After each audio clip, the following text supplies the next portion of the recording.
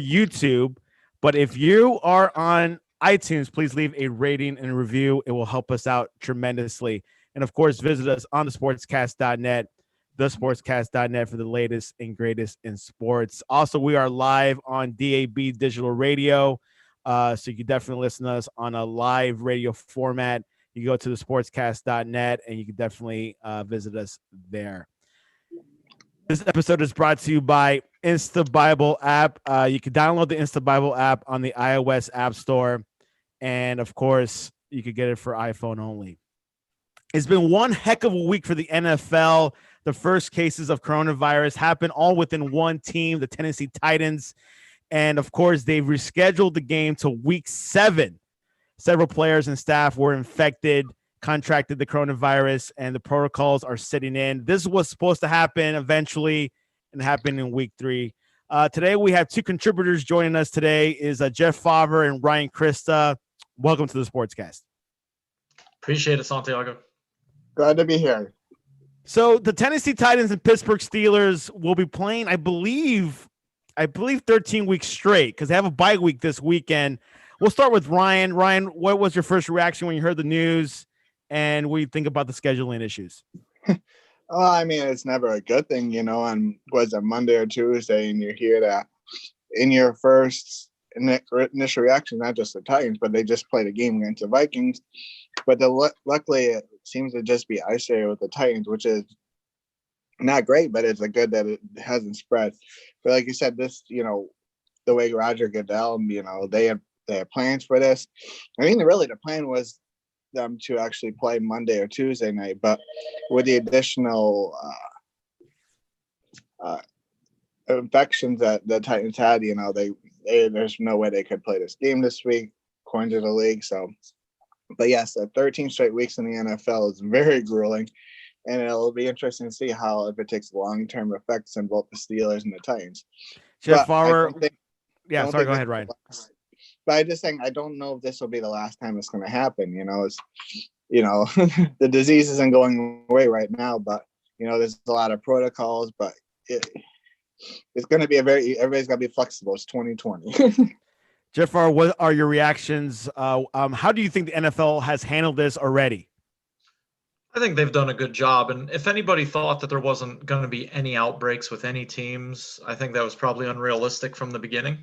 So I think they've handled it well. The other thing, too, is the NFL has time on their side, because if it gets to a point where they have to say, you know what, we're going to shut everybody down for a week or two, who really cares if you play the Super Bowl in February or March?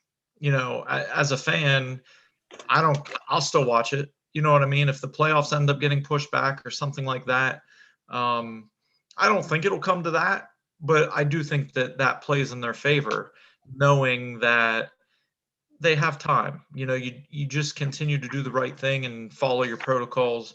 And at the end of the day, I think as long as you end up with a full season, even though it'll be a weird season because of the changes that have had to be made, at the end of the day, as a fan, you just look back and say, hey, it's good that we got a season in. So, the NFL, that's how I look at it. And I think it's been handled pretty well. Yeah, the NFL is trying to keep it at 17 weeks. They do not want to get out of that 17-week window. So we'll see how things going. Let's go week 4. Of course, couple of games. One heck of a game yesterday with the Broncos beating the New York Jets. High-scoring match. Ryan, give us a quick snap of what happened last night. Well, as a Bronco fan, I should be very happy that we got, our first win of the season. But it's one of those games you're excited right when the game's over. Then you think about that game, and you're like, oh boy, we got a lot of work ahead of us. In fact, you let Sam Darnold go 50 yards on a touchdown run. That's kind of inexcusable. But Brett Rippon, for his first career game, it was hard to watch at times because you see why he hasn't played much. He's undersized, a weak arm, but you understand why he is playing, because he understands the game. I think he's just got limitations, and it was good for him to get out there, and it's good for him to get film, for his future. Obviously he's not the long-term answer for the Broncos, but with him playing, I think you saw that, okay, where are we really going this year? I had high hopes for this team to be a fringe playoff team. They finished the season really good. We brought in some offensive weapons, shored up a little bit of holes on defense, but the Broncos got a lot of injury issues. Obviously, Von Miller's probably out for the most of the year. Cortland Sutton's out for the year. Philip Lindsay's, I don't know when he's going to get back. Now Noah Fant's down now. AJ Boye, the cornerback we brought in from the Jaguars, is still not close to returning. So it's going to be a tough year, but it was good to get a win. They got 10 days to heal, and then we head to Foxborough.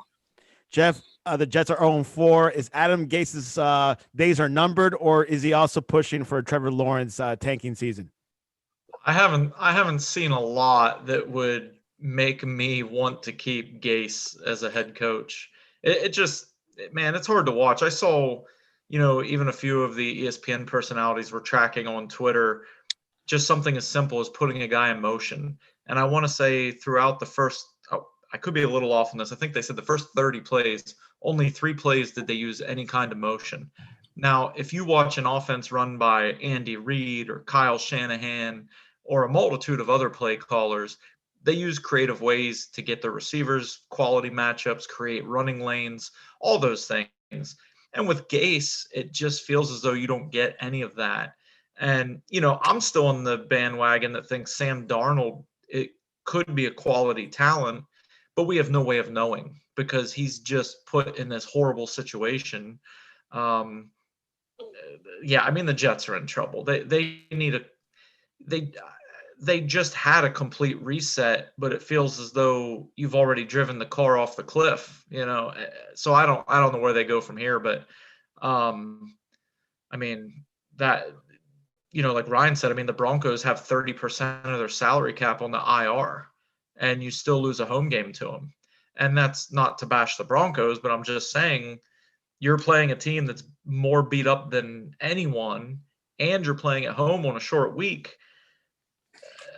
That's not a great showing for the Jets. Of course, the New York Jets are 0-4. They're a to quarter kind of way. piggyback off of that real quick, Santiago. Go ahead, Ryan. Go ahead. One way that you really see how I think the Jets played kind of hard yesterday, but what were they? They were undisciplined. 6 personal fouls. That shows a team that's not well coached or well focused. And those are crucial penalties. Penalties that really kept the Broncos' drives alive. And gave them second chances that led to a lot of points. So it's just the lack of diversity on offense. Undisciplined. At times this year, unmotivated, untrusted. I'm really surprised Adam Gase right now, 1:00 today, still has a job. But so does Dan Quinn. So who knows? So I don't know. Yes or no answers. Ryan, is Sam Darnold the man in New York? Right now, yes. Jeff? Yeah, I don't think he's the problem.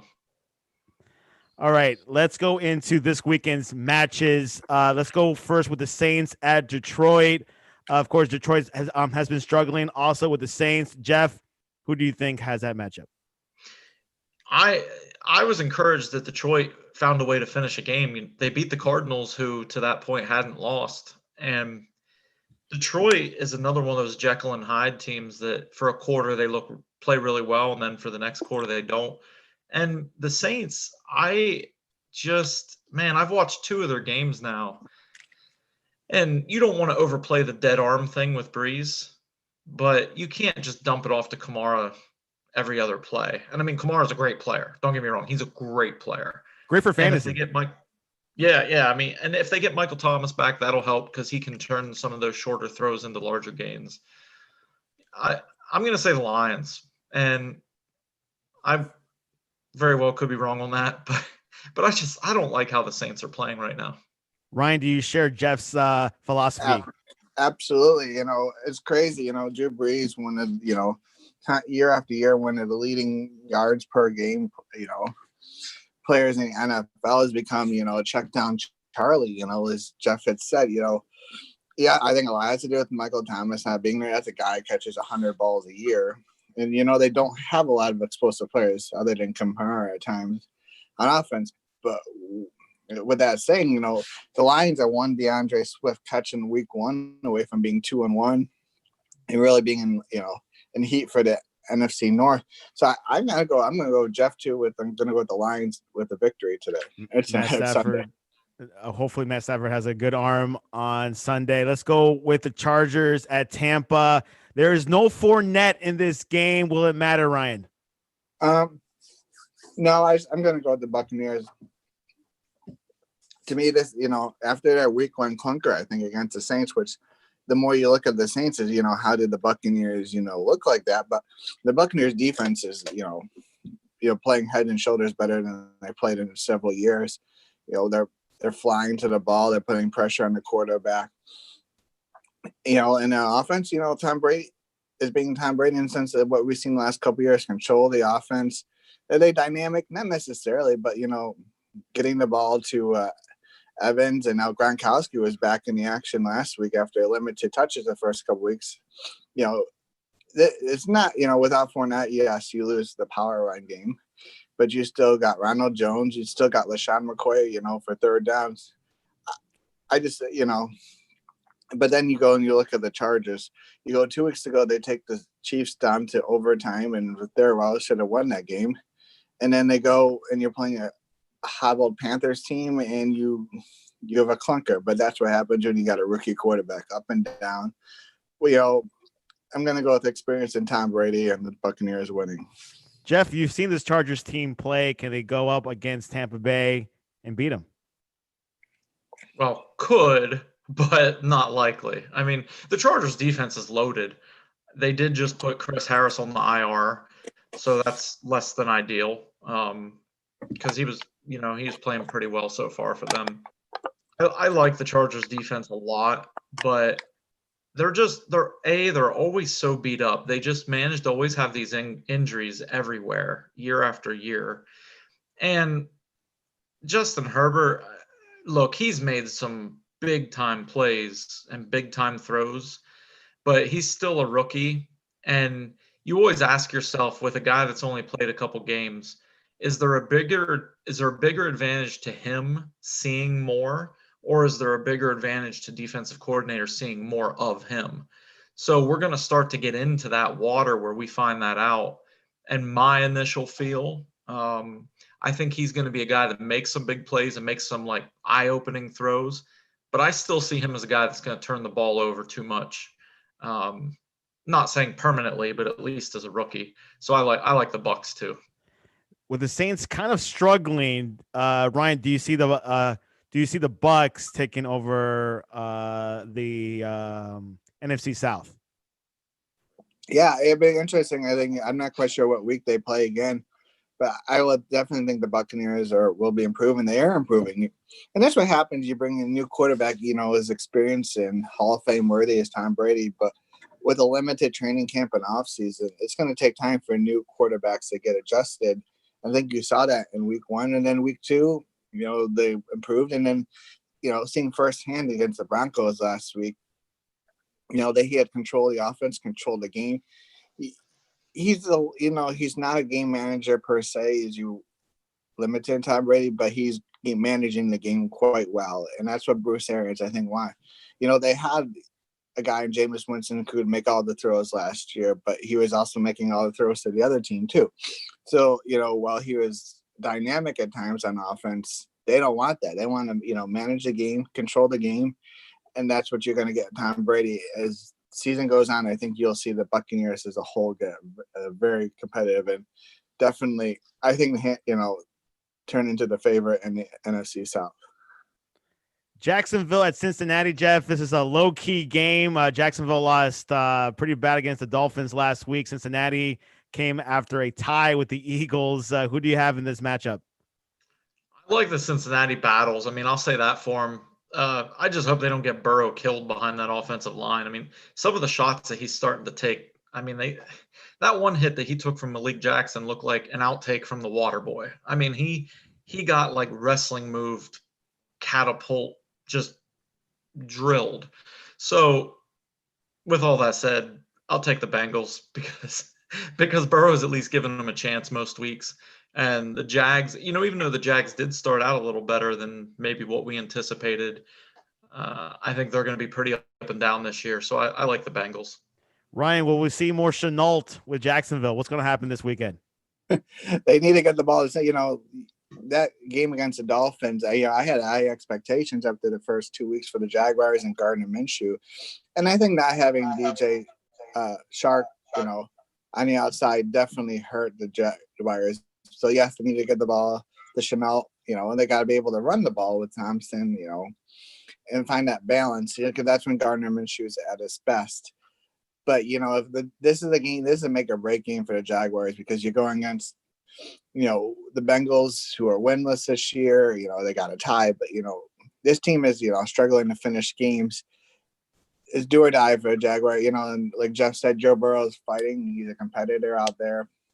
Fun guy to watch. He's got, 821 yards in the first 3 games, which is, a great start to a rookie campaign.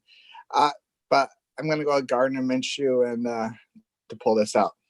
Minnesota has been not the Minnesota we see last year. And, of course, Houston had one heck of 3 weeks. Ryan, who do you have with that matchup? If this is ever a do or die game for anybody, it's for the, Houston Texans. We've said what a ridiculously tough start to the season, But at the same time, I think their division's still up for grabs. Who's going to know what's going to happen to the Titans and how many players are going to be out long term with the virus, and playing 13 straight weeks, that team's going to fade. So the door is still open. We tell the Jaguars, are up and down, and the Colts, who knows what you're going to get week in and week out with Philip Rivers. So the door isn't shut on the Texans, but they absolutely positively need this game. And so do the Vikings, but the Vikings I don't think are in worse shape because their division's much better, especially the Packers. So, I mean, both teams absolutely need it. Kirk Cousins, Sean Watson, I think both of them got to bring their A game. And obviously, that Bill O'Brien, we talk about how bad Adam Gase and Dan Quinn are, but Bill O'Brien's GM status, might be the worst of all. These trades he consistently makes, set back his team consistently, But, if you brought in David Johnson, you got to use him. You got to find that balance and let Deshaun make plays. That's what he is. He's a playmaker. All that said, I think that Texans win this game. Jeff, Minnesota at Houston. Yeah, I like the Texans just because, the Texans were just completely outclassed against the Chiefs and Ravens, but you saw against the Steelers, they at least put up a fight, and that's not easy to go to Pittsburgh and play against Pittsburgh's defense. So I like the Texans just because, generally speaking, when you have a toss-up game, I'll take the quarterback that I think's better, and I like Watson better than Cousins. Watson might turn the ball over a little bit more, but he also gives you a lot more dynamic plays. And it seems as though he's at least starting to get on the same page with Will Fuller and Cobb, and their offense should just continue to grow from here. The undefeated Seattle Seahawks visit Miami against Ryan Fitzpatrick. Jeff, who do you have for that matchup? The Seahawks. Russell Wilson. Look, I'm a Chiefs fan. I love Mahomes. I think Russell Wilson is playing the absolute best football in the entire NFL right now. He's playing incredible, and the Seahawks will win that game. Ryan Christa, Seattle and Miami. I'm going to go with the Seahawks, for obvious reasons. Jeff said how Russell Wilson's playing well, but never doubt a Ryan Fitzpatrick-led team. If that guy just, he's feast or famine, if he brings that feast like game. And I don't know, maybe the Seahawks defense just seems to be struggling a lot this year. They've won a lot of close games, and they're scoring a lot of points, but they're also giving up, I think, a lot more points than, a usual Seahawks team gives up. I don't know if it's, they're definitely, scoring quicker. So obviously they're playing defense more, but they're winning a lot of close games, high scoring games. And I think eventually it's going to come back and bite them, but it's hard to go against Russell Wilson right now in any game. Yeah. What are your thoughts about that, Jeff, with the Seahawks defense? Yeah, their defense is struggling. There's no doubt about it. They're just not playing well in the secondary, and they're giving up a lot more yards than you expect from a Seattle defense. And even with Jamal Adams, he's been great around the line of scrimmage, but everybody's beating him coverage-wise, and that's going to have to change because that Cam Chancellor role is perfect for him because he can run and hit everywhere, but you still have to be able to cover some. You still have to be able to cover the tight end a bit or, not be a liability in coverage. So he's going to have to play better in that regard. And I think he will in due time. Great game to tweak it up against Miami. Cleveland are over 0.500, over 500, 2-1. They go into Dallas. Jeff, will they continue the winning streak, or will Dallas have their first win, I believe, or their second win this weekend? I didn't think we'd be talking about Alden Smith 5 years later, but I like the Cowboys because the Browns would be an awesome team in like 1992. And even now, I like what they're trying to do. They're trying to limit Mayfield's mistakes. Chubb and Hunt are they're probably both top 5 running backs in the NFL. I mean, they're great. But inevitably, unless your defense is just dominant, you're going to get in games where you get behind. And I don't trust Mayfield to protect the ball if they do fall behind. So I like the Cowboys. Dallas Cowboys, Ryan Christa, Cleveland at Dallas. Jeff made a lot of good points. Alden Smith, it's a kind of a feel-good story. You hate to see anybody succumb to addiction, and come back. First couple weeks, he's unstoppable. But the Dallas defense in general, they got injury issues as usual from the linebacker position. And that's the tough because you're going against a very balanced team in the Browns. Baker made, Kevin Stravinsky's offense, which comes right from the, Minnesota when they were doing good, that balanced attack. And then you hit the deep balls with Landry and Beckham is perfect, because like Jeff said, they're limiting the times that Mayfield throws, but they're doing what he does best and throwing that ball deep to their best players. But I think the L's got more dynamic players and they're just a better team. So go with the Cowboys. There you have it. Cleveland, right? Oh, no, I'm going to go with the Cowboys. Okay, Dallas. Okay, this is going to be 10-second answers because I want to elaborate more on New England at Kansas City. Ryan, Arizona at Carolina. Arizona. Jeff. Yeah, Arizona. Indianapolis at Chicago. Nick Foles is the starting quarterback. Jeff. Chicago. Ryan. Chicago. Wait, okay.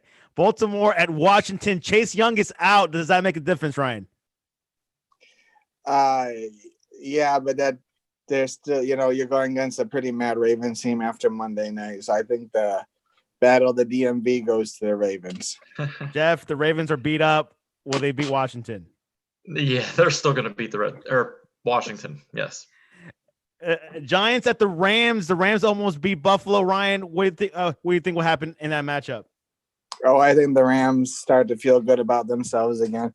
If they play like they did in the second half, they're a very tough team. Jared, letting the leash off Jared Goff, Henderson ran the ball well. They're very explosive offense too. But so you get yourself feeling good when you play the Giants or Jets, and I think they'll feel good about themselves this week. Winnable game, Jeff. I think the Giants will keep it close for a while because I actually like how Dan Jones has played. But, yeah, the Rams will have too much firepower. Interesting question because there's been talk about him about this week and, of course, Sam Darnold. Okay, let's go game of the week.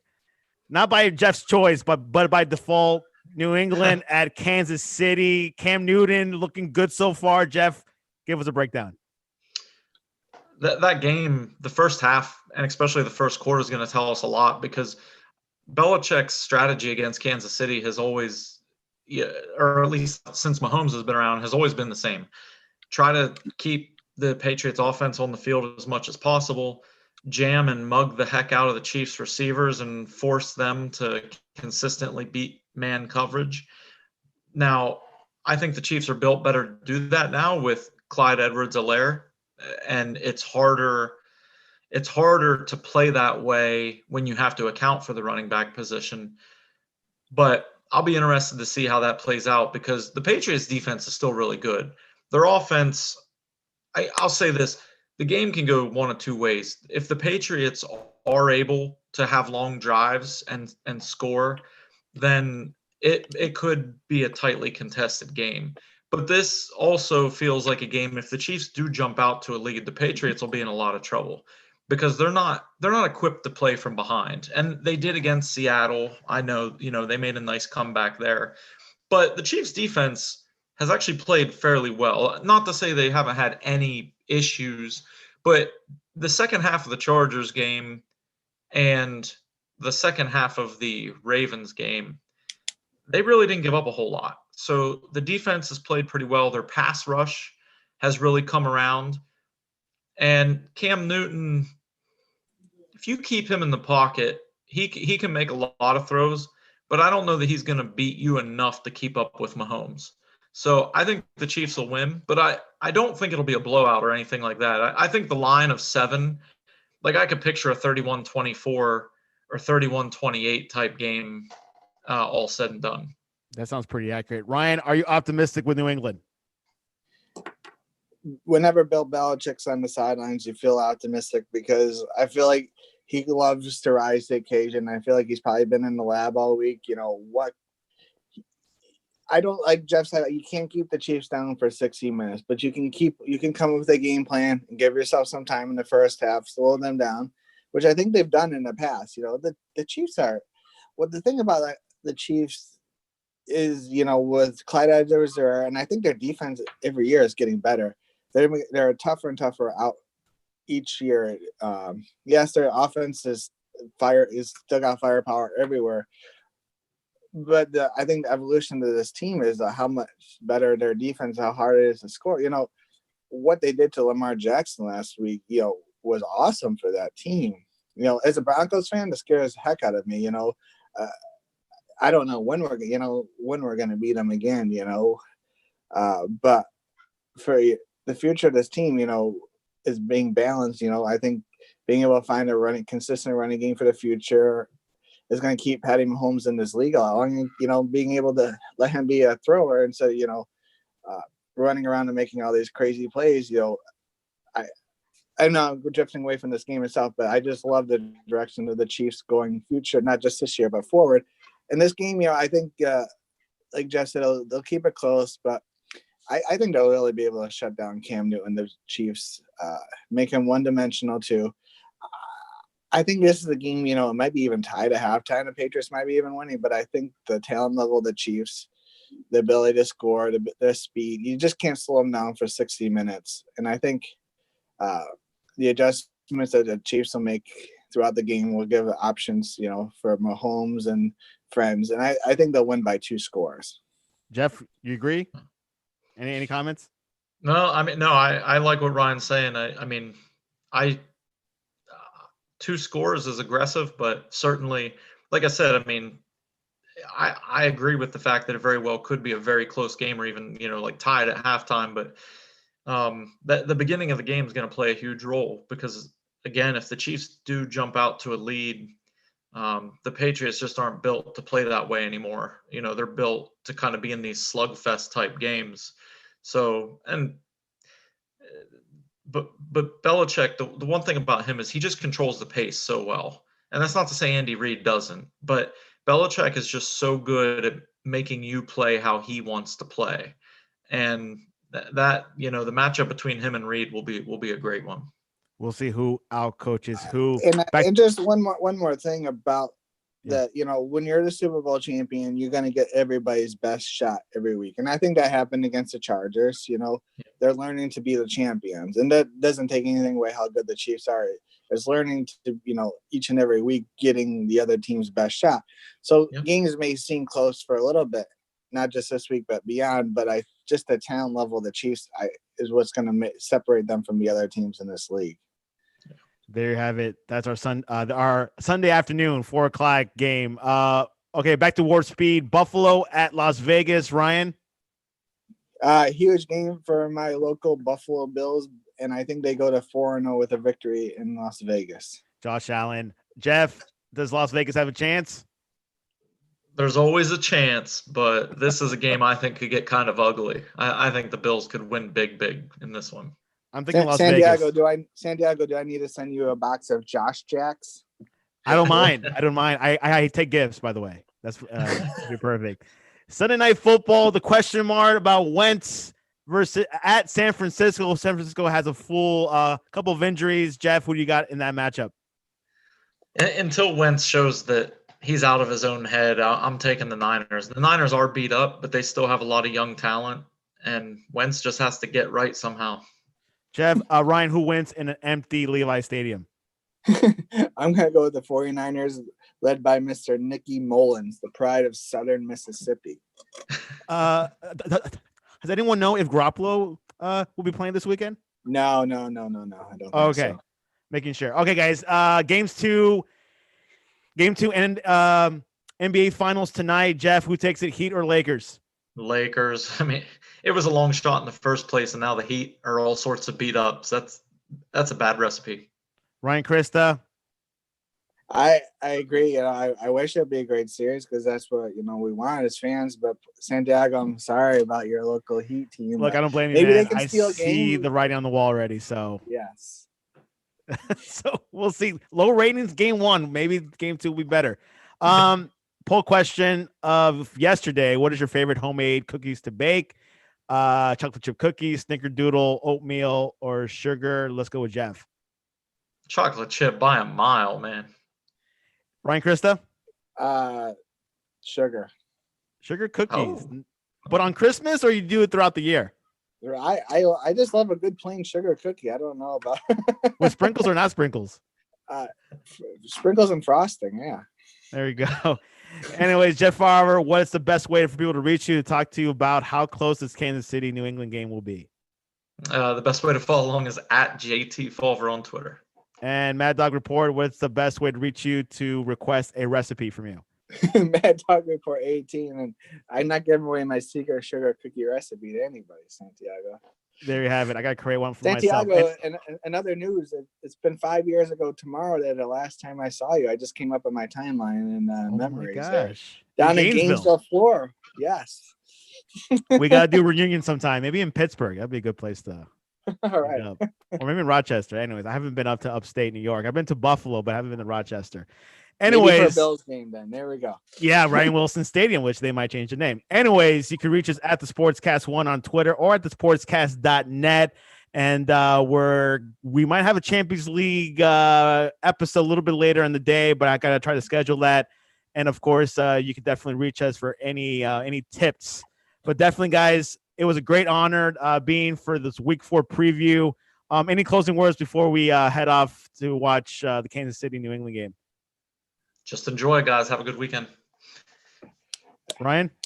Well, I'm basking in the victory of Friday here at the Broncos, and now I can sit back and watch football, this weekend. So a lot of good games, a lot of good games tomorrow in the college ranks, a lot of good games in the pro ranks. So everybody enjoy the pigskin.